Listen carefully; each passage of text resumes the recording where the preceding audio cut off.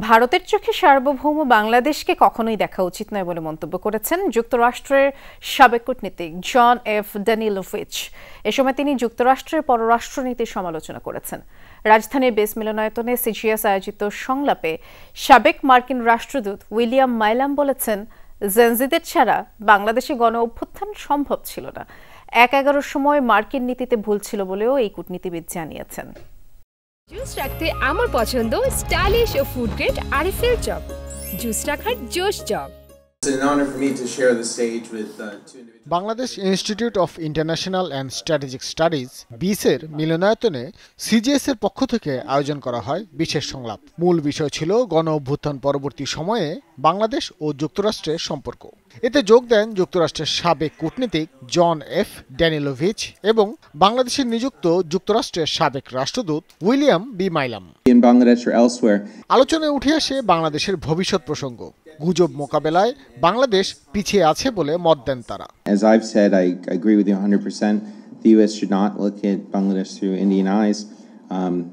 There is a reason for the U.S. to have a strong relationship with India, but that doesn't have to come at the expense of the relationship with Bangladesh. But I agree, and your message to Washington reinforces mine. So I'll be happy when I am arguing in Washington that the U.S. should pursue an independent policy towards Bangladesh. তরুণদের উদ্যোগ ও আগামী সম্ভাবনার প্রশ্নে জেনজিদের সুযোগ দেওয়ার আহ্বান জানান মার্কিন কূটনীতিকবৃন্দ।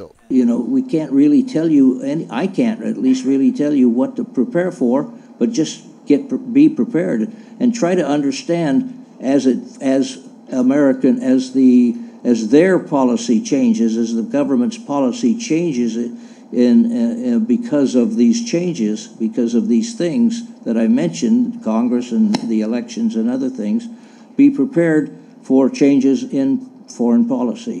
ইউএসএইড সহ বিভিন্ন ইস্যুতে মার্কিন নীতির নেতিবাচক ভূমিকার সমালোচনার জবাব দেন সাবেক দুই কূটনীতিক। ২০০৭ সালে বাংলাদেশের বিষয়ে মার্কিন নীতি ভুল ছিল বলেও জানান Danilovich. I'm the first to acknowledge that the United States made great mistakes in the 2007 to 2008 period. I don't believe that the United States, I wasn't here at the time on January 11th, but I don't believe that Ambassador Butenis or her colleagues were the ones who caused 1/11 to happen. I don't think there was some secret coffee group that made the decision and then instructed people in Bangladesh what to do.